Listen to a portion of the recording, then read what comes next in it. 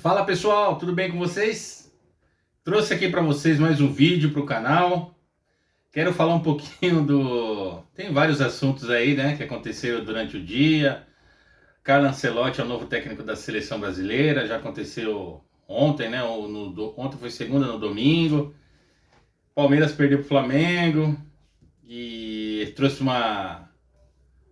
Não mudei totalmente de opinião, né? Mas eu quero trazer para vocês aqui uma reflexão a respeito do pênalti que foi marcado a favor do Flamengo, né? Eu logo no primeiro momento já falei logo que foi pênalti e eu continuo com essa opinião, né? Não vou esconder o jogo aqui para vocês e vou falar um pouco sobre isso, mas antes eu peço que você se inscreva no canal, compartilhe o vídeo, deixe o seu like e deixe os comentários, né? A sua opinião aí em relação a esse lance tão polêmico que está causando tanta polêmica, né? Uns falam que foi, outros falam que não foi. Mas a minha opinião que eu falei foi que o Murilo foi muito inocente no lance, né? Colocou a mãozona ali no Arrascaeta e o Arrascaeta, claro, o atacante ali agiu. Se fosse a favor do Palmeiras também, por exemplo, com o Estevão, Veiga, né? É aquela história de lance polêmico ali. Tem muitos comentaristas aí que falam que nessa questão eu já não concordo com relação à força excessiva. Se o cara fazer uma falta, é falta de qualquer jeito, com mais forte, mais fraco, empurrão com força excessiva ou não, tocou no corpo do jogador, desequilibrou. Na minha visão é falta, entendeu? Mas assim, o meu contraponto é o seguinte: teve um pênalti o pênalti pro Palmeiras também em cima do Vitor Roque, que o Alexandre fez, né? E no lance ele estava assistindo com o meu filho, eu falei, ó, pênalti. Mas a questão é que foi muito rápido e a bola é cruzada e o Alessandro nitidamente empurra as costas do Vitor Roque. Pênalti também. Só que não foi marcado para o Palmeiras. E no lance do Murilo ali com a Rascaeta, também foi. Ele poderia ter marcado em cima do Vitor Roque e também em cima do, do Arrascaeta, feito pelo Murilo. O Murilo foi muito inocente no lance, né? E o que é a favor de um é justo para o outro também, né? Dos dois lados. Para mim, a única polêmica aí é isso, porque no Vitor Roque foi pênalti também. No vídeo eu nem acabei nem, eu tava nervoso ali com o resultado, acabei nem falando do lance do Vitor Roque, porque o Piquerez perdeu o pênalti, né? Um pênalti ali, que na minha visão ali esse é bem mais polêmico do que os dois, porque é um lance ali que é de difícil avaliação, né? Porque mão foi, porque ele estava com o braço levantado. Mas a questão é, foi dentro ou fora da área? O cara estava dentro da área quando a bola tocou? Não. Poderia também não ter dado o pênalti. Aí estaríamos aqui falando, foi dentro da área, como foi marcado, agora nós estamos falando, foi fora da área. Bom, interpretação do árbitro ali foi que foi pro VAR e viu o pênalti. Beleza. Um lance polêmico ali, a questão só de foi dentro da área ou fora. E a questão dos outros dois pênaltis, na minha visão, analisando friamente, pênalti que não foi marcado em cima do Vitor Roque e pênalti que o Murilo cometeu em cima da Rascaeta, que na minha visão foi pênalti. Ele toca a bola, dribla o Murilo, né? A bola já foi. O Murilo perdeu a bola e colocou o bração ali. Ele não poderia nem ter corrido, ter acompanhado e tal, mas foi pênalti. Na minha visão foi pênalti, né? É que nem o lance do Estevão lá no jogo contra o Ceará, que o rapaz falou, o Mauro César disse que o cara nem toca no, no pé do Estevão, ele toca no calcanhar. Ele fez pênalti primeiro com a perna esquerda, no tornozelo, na perna direita do Estevão, e depois ainda, no segundo lance, ele pega com o pé direito dele na perna do Estevão. Pênalti.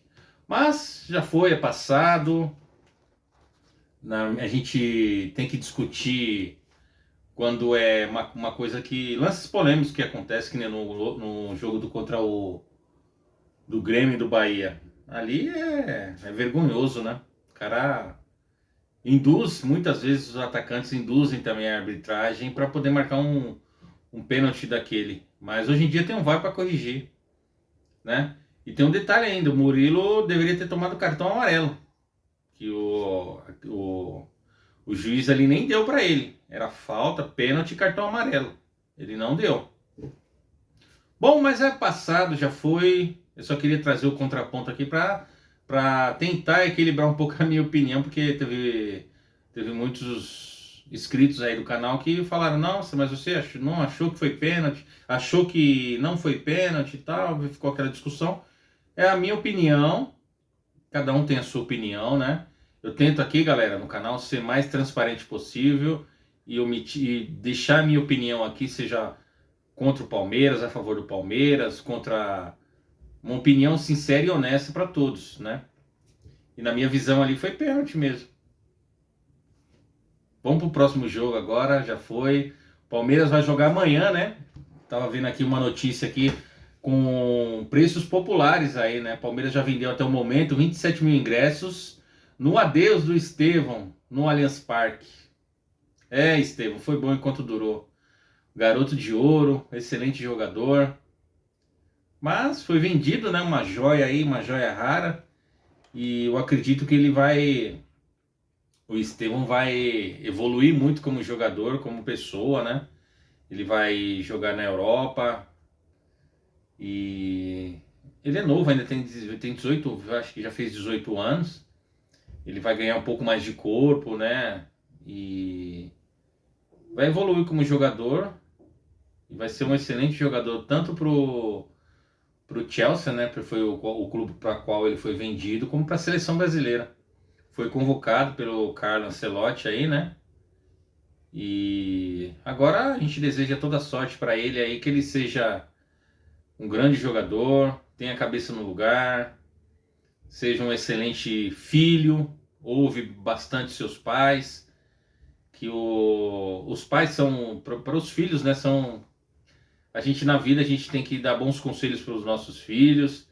Eu tenho um filho aí quase da idade dele, 17 anos. O que eu faço pelo meu filho, que eu dou de conselho para ele, é a mesma coisa que os pais dele, né? Do Hendrick, Estevão, tantos outros garotos aí que surgem no nosso futebol.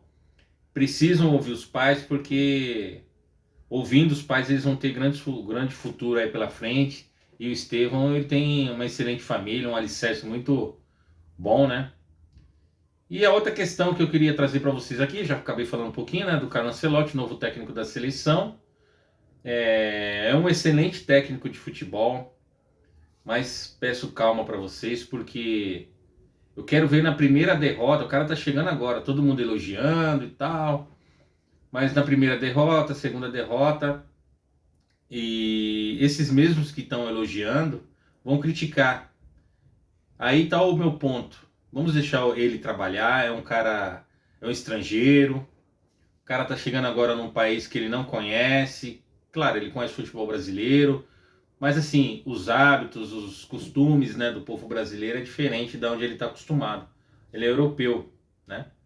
O cara é acostumado a dirigir grandes clubes, mas uma seleção como a do Brasil, uma seleção que hoje não é a principal seleção, é claro, de títulos na história e tudo mais, sim, mas atualmente não é. Na minha visão, não é. A seleção precisa de um cara assim, precisa de dirigentes responsáveis. Bom, eu acredito que vai mudar. E trazendo a questão até de dirigentes responsáveis, eu quero falar aqui um pouquinho da situação do Corinthians, né? Porque eu tenho bastante inscrito no canal, corintianos são os meus amigos aí, tenho muitos amigos corintianos que são inscritos aqui no canal e eu preciso falar com eles em relação a esse momento que o Corinthians vive, né? Um momento conturbado, impeachment, presidente caiu, né? Tem muitas informações ainda desencontradas, mas parece que ele foi afastado e hoje o impeachment, ele foi impeachmentado. É uma situação muito delicada do Corinthians. A gente brinca, tem a resenha de torcedor, né? De brincadeira com os clubes, mas a situação do Corinthians É muito difícil, é muito complicada. O Corinthians, pessoal, corintianos, tá quase falindo. Assim, questão financeira, o clube praticamente está aí zerado em questão de dinheiro, não tem dinheiro para nada. O vice-presidente aí, né, o interino, o cara que tá aí, parece que vai ter eleições e tal, mas o cara que tá lá disse que foi no caixa hoje e não tem dinheiro. Aí eu pergunto para vocês, o que o Augusto Melo tava fazendo lá? Cadê o dinheiro do Corinthians? Cadê o dinheiro do Corinthians?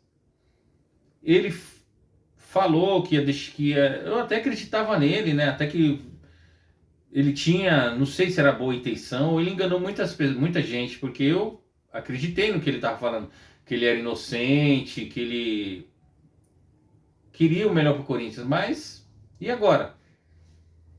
Precisa ser investigado, precisa trazer a público o que aconteceu com o Corinthians. O Corinthians está sangrando. Tiraram tudo que o Corinthians tinha, só não tiraram a sua torcida, que é o maior patrimônio de um clube de futebol, o seu torcedor.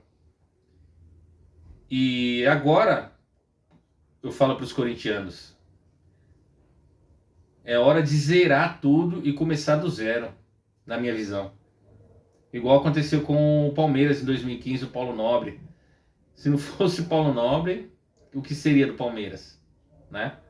Porque o Palmeiras também era, não, acho que não estava igual tal Corinthians, porque o Corinthians a questão é diferente, né? O Palmeiras, até a gente sabe, muita dívida, estava devendo até conta de luz e tal, não tinha dinheiro para pagar. Mas era para questão de má administração, pessoas que não tinham capacidade de gerir um futebol de um clube do tamanho do Palmeiras, estavam lá no poder. Acabaram com o Palmeiras, né?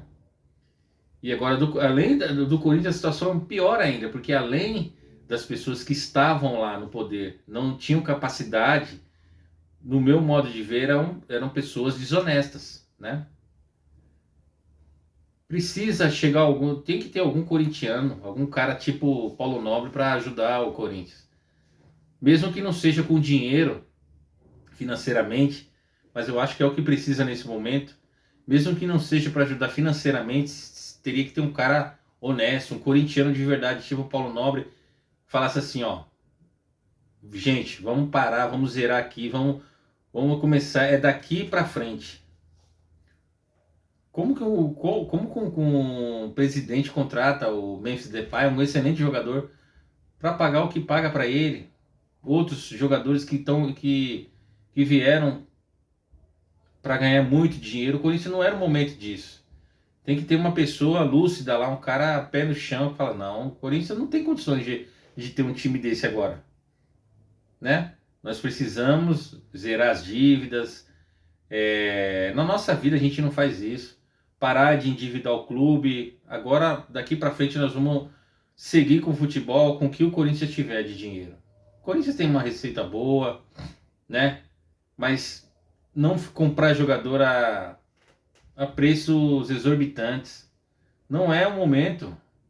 Agora eu tô falando sério mesmo para os corintianos, né? Vocês precisam entrar e se reunir, se organizarem e fazer sei lá, um protesto, fazer alguma coisa que não dá para continuar do jeito que tá.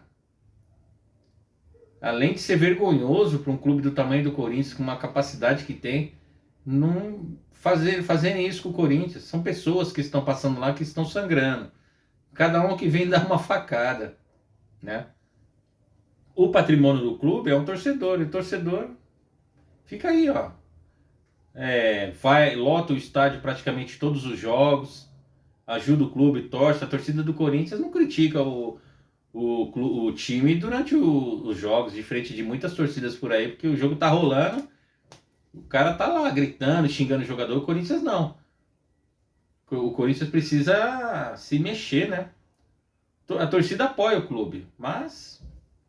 E é isso, pessoal. Vim trazer um pouquinho aí dessa indignação. É muito triste o que está acontecendo com o Corinthians, é muito perigoso, né? Precisa fazer uma investigação, pessoas honestas e ver o que está acontecendo, porque não é possível o presidente o Augusto Melo assumiu, fez o que fez e saiu agora e não vai acontecer nada com ele também.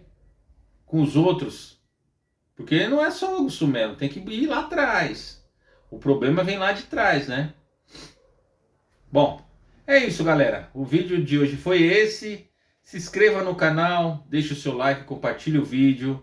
Compartilhe, corintianos, com mais corintianos aí, para que eles tenham acesso nessa minha visão aí. Porque a brincadeira a gente brinca, mas o assunto é sério. O Corinthians está numa situação que é irreversível no momento, né? Tem que parar.